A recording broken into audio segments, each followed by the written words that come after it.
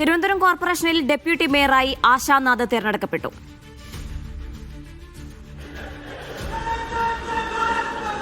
Deputy മേയറായി തിരഞ്ഞെടുക്കപ്പെട്ട Thiruvananthapuram municipal കോർപ്പറേഷനിലെ deputy മേയറായി തിരഞ്ഞെടുക്കപ്പെട്ട ആശാനാഥ് GS എന്ന ഞാൻ നിയമാനുസരണം നടപ്പിലാക്കിയ ഇന്ത്യൻ ഭരണഘടനയോട് യഥാർത്ഥമായ വിശ്വാസവും കൂറും പുലർത്തുമെന്നും മമതയോ വിദ്വേഷമോ കൂടാതെ ഞാൻ എന്റെ ഔദ്യോഗിക കർത്തവ്യങ്ങൾ യഥാവിധിയായും വിശ്വസ്തയോടും എന്റെ പരമാവധി കഴിവും അറിവും വിവേചന ശക്തിയും ഉപയോഗിച്ചുകൊണ്ടും നിർവഹിക്കുമെന്നും ഈശ്വരനാമത്തിൽ സത്യപ്രതിജ്ഞ ചെയ്യുന്നു.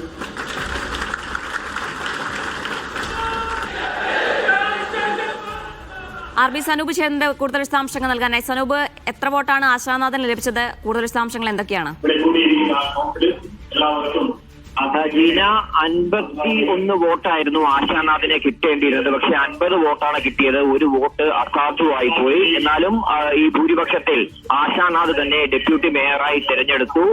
LDF-ന് 29 വോട്ടായിരുന്നു കിട്ടേണ്ടിയിരുന്നത്. രാഖി രവികുമാർ, CPIയുടെ രാഖി രവികുമാറാണ് LDF-ന്റെ ഡെപ്യൂട്ടി മേയർ സ്ഥാനാർത്ഥിയായിട്ട് മത്സരിച്ചത്. പക്ഷേ ഒരു വോട്ട് അസാധുവായിപ്പോയി. അങ്ങനെ അവർക്ക് 28 വോട്ടുകൾ മാത്രമേ കിട്ടിയുള്ളൂ. നേരത്തെ മേയറെ തെരഞ്ഞെടുക്കുന്ന സമയത്ത് UDF-ന്റെ 2 വോട്ടുകൾ അസാധുവായിട്ടുണ്ടെങ്കിൽ ഇത്തവണ മുഴുവൻ വോട്ടും അവർക്ക് ലഭ്യമായി. 19 വോട്ടും UDF-ന്റെ സ്ഥാനാർത്ഥിയായിട്ട് മത്സരിച്ച മേരി പുഷ്പത്തിന് കിട്ടി. പക്ഷേ ഈ പറയുന്ന ഭൂരിപക്ഷത്തിന്റെ അടിസ്ഥാനത്തിൽ NDAയുടെ GS ആശാനാഥാണ് തിരുവനന്തപുരം കോർപ്പറേഷനിലെ ഡെപ്യൂട്ടി മേയറായിട്ട് തെരഞ്ഞെടുത്തത്.